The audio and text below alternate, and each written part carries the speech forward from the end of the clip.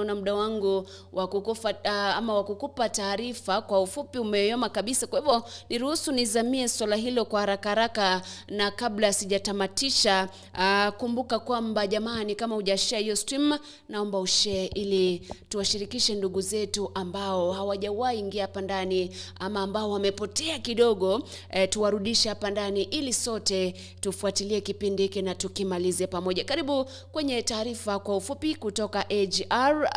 Naona pale zimekatika dakika 32 baada ya saa 1 ama saa 4 kulingana na maeneo ulipo. Karibu tuandamane nawe kwa dakika 8 ambazo zimesalia.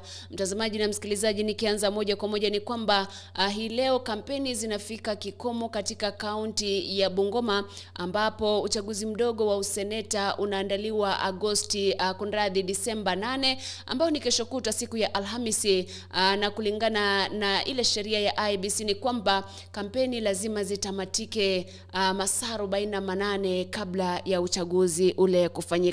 Nikiachana na swala hilo, nikupeleke pale kwenye mitihani ya KCSE kidogo.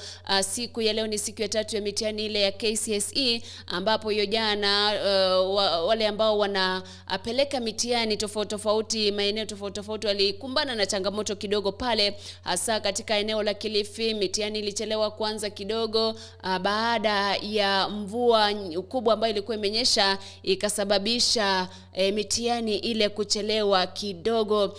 Nilimwona yule ambaye ni Nancy Macharia akizungumza pale, akisema kwamba ameshuhudia kwa kweli zile changamoto ambazo walimu na wanafunzi wanapitia. Kwenye eneo la Tigania kule, inasemekana kwamba wanafunzi 21 hawakukalia mitihani ile, wengine wakitoa sababu ya kutolipa karo na wengine hawakuwa wanahudhuria masomo. Ni tena swala ile ni kupelekea pale Ikulu kwamba Rais William Ruto sasa anawataka wabunge kuhakikisha kwamba fanya kazi ili kutimiza manifesto za Kenya Kwanza. Alizungumza katika kikao na wabunge wa Kenya Kwanza hiyo jana, ambapo aliwarai kuhakikisha kwamba anatumia hazina ya ustawishaji maeneo bunge NGCDF kuhakikisha kwamba wanakuza mtaala wa elimu mpya wa CBC. Ni lazima ambalo tutakujuza mengi kiundani baadaye. Wakati huo rais amesema kwamba hajaiteka idara ya mahakama. Hii ni baada ya upande wa upinzani kusema kwamba rais anasukuma mahakama kutoa uamuzi fulani, swala ambalo alikana akisema kwamba yeye anapatia uwezo idara ya mahakama ili ifanye kazi jinsi ambavyo inafaa kufanya, akisema kwamba hata ukiuliza hao mawakili ama hawa majaji, mimi sijawahi mpigia mtu nimwambie fanya uamuzi ambao uko hivi na hivi. Kwa hivyo ni swala zima ambalo linaendelea kuleta kizungumkuti, huku Azimio la Umoja wa Kenya wakisema kwamba mazungumzo ambao watafanya kuanzia kesho tarehe 7 yatafanyika. Anasema kwamba mazungumzo yale si maandamano ama mikutano ile si ya maandamano, na wanawarai wale ambao ni wa ndani wao kuhakikisha kwamba wanaangalia mambo vizuri, wanahakikisha kwamba amani ipo na wasiwe watu ambao wanaharibu vitu hapa na pale. Kumbuka kwamba ni wakati ambapo Rais William Ruto anasema ni kazi yao kukua pale upinzani na kuikosoa serikali, bora mali isiharibiwe. Kumbuka kwamba vile kinara wa ODM Raila Odinga amesema kwamba atafanya mkutano mwingine siku ya Jumatatu tarehe 12, siku ya Jamhuri, ambapo Wakenya watakuwa wanasherehekea siku ya Jamhuri ikiongozwa naye Rais William Ruto, lakini Raila Odinga atakuwa anafanya mkutano mbadala pia kuzungumza na wafuasi wake. Nikiachana na swala hilo ni kwamba watu 3 wamekamatwa kuhusiana na kifo cha chifu mmoja katika eneo la Olmotiok kule Laikipia. Kulingana na waziri wa usalama wa ndani Profesa Kithure Kindiki, anasema kwamba watu wengine zaidi wanaendelea kusakwa. Chifu yule alipigwa risasi akiwa nyumbani kwake siku ya Jumapili, ambapo inasemekana kwamba chifu yule alikuwa amesalia na mwezi mmoja tu kuenda ama kustaafu kutoka kwa ule wadhifa wake. Nikiandamana swala hilo hilo hiyo jana, uchukuzi ulisitishwa, shughuli za usafiri zilisitishwa katika eneo la Machakos kule wote, baada ya wanafunzi wa chuo kikuu cha Machakos kuandamana ili kulalamikia utovu wa usalama chuoni humo. Alisema kwamba kuna kituo kimoja tu cha polisi ambacho kinawashughulikia wote na idadi yao ni kubwa sana, na waliandamana baada ya mmoja wao kuvamiwa na kuuliwa. Ni swala ambalo lilipelekea wanaita running battles, wana polisi kufika pale ili kuzuia yale maandamano katika eneo lile.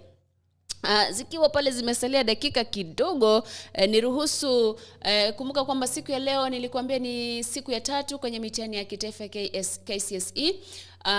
Na Belio Kipsang ambaye ni katibu wa masomo ya msingi amefungua mitihani kule katika eneo la Mombasa kule. Naye afisa mkuu wa NEC David Njengere pia amefungua mitihani ile katika eneo la Westlands kule Nairobi.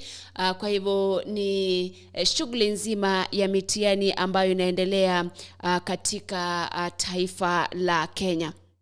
Na hiyo jana kikao ambacho leta ama kinatarajiwa kuleta amani mashariki mwa Democratic Republic of Congo kilitibuka baada ya baadhi ya wale ambao wametoka mataifa tofauti kuja hapa nchini Kenya kufika pale, wakapata kwamba viongozi wao wako pale, na wengi walikuwa wanateta kwamba hawajalipwa marupurupu yao. Ni swala ambalo aliyekuwa rais mstaafu Uhuru Muigai Kenyatta alizungumza, akasema kwamba pesa zipo.